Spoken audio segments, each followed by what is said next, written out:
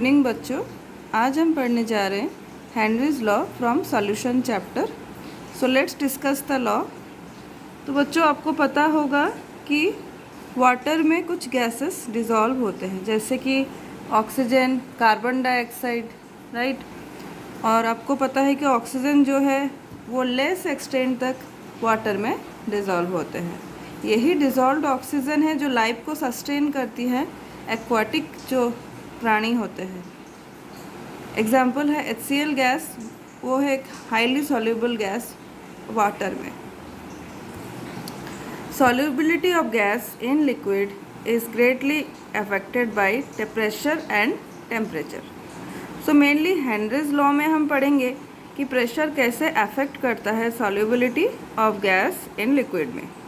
अगर हम प्रेशर बढ़ा दें तो सॉल्युबिलिटी बढ़ेगा। तो here I have explained by using a diagram how pressure affects the solubility of a gas in liquid। तो देखो, यहाँ पे मैंने एक सॉल्यूशन लिया हुआ है, उसके ऊपर एक पिस्टन रख दिया है।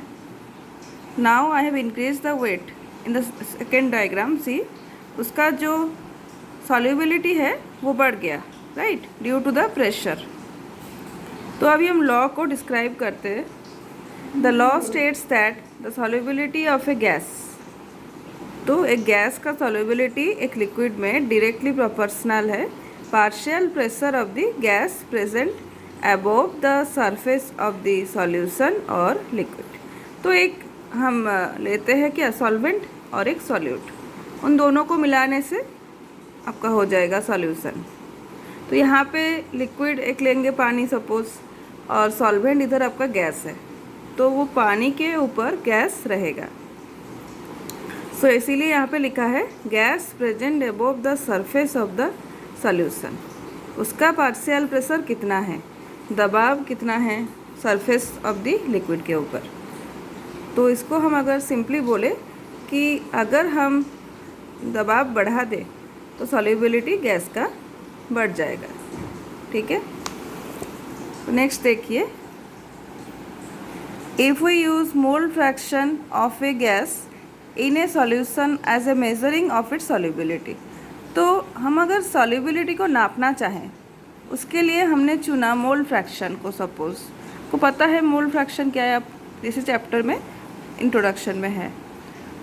तो mole fraction of a gas is proportional to the partial pressure of the solution. तो सॉल्युबिलिटी के जगह हम यहाँ पे लिखेंगे mole fraction of the gas। So the common form of the Henry's law is as follows: the partial pressure of the gas in vapor phase, okay, is proportional to the mole fraction of the gas in the solution। तो जो partial pressure है gas का vapour phase में, वो directly proportional होगा mole fraction gas का।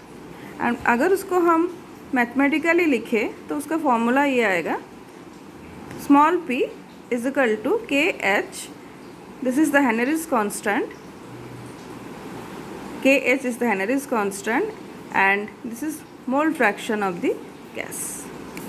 सो आज के लिए बच्चों इतना ही। तो नेक्स्ट हम कंटिन्यू करेंगे। Thank you.